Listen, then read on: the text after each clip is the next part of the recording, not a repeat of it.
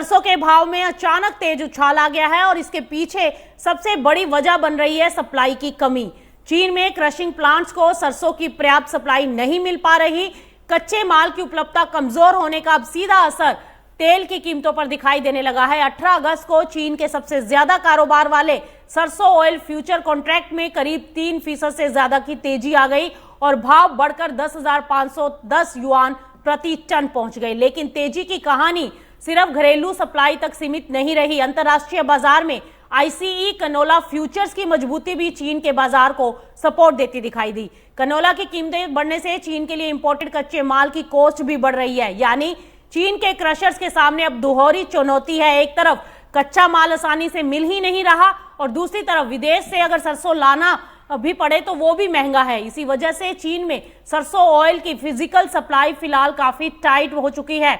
Crushing industry का operating rate सिर्फ 29% के आसपास है, यानी बड़ी संख्या में क्रशिंग क्षमता अपनी पूरी क्षमता से काम नहीं कर पा रही।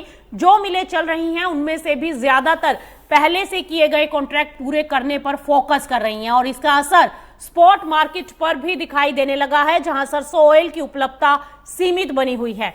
आप दूसरी तरफ चीन में इंपोर्ट की तस्वीर देखें तो यहां भी बाजार को राहत नहीं मिली। कमजोर मार्जिन की वजह से चीन में सरसों ऑयल का इंपोर्ट फिलहाल अट्रैक्टिव नहीं है और क्रशर्स नए सौदे करने में ज्यादा कोई दिलचस्पी भी नहीं दिखा रहे।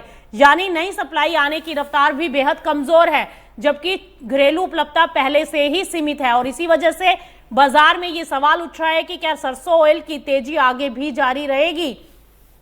माई स्टील के मुताबिक फिलहाल फंडामेंटल काफी मजबूत हो चुके हैं और निकट अवधि में स्पॉट बेसिस के मजबूत रहने की काफी उम्मीदें हैं। हालांकि इतनी तेजी के बाद कीमतों में कुछ समय के लिए ऊंचे स्तरों पर कंसोलिडेशन भी देखने को मिल सकता है।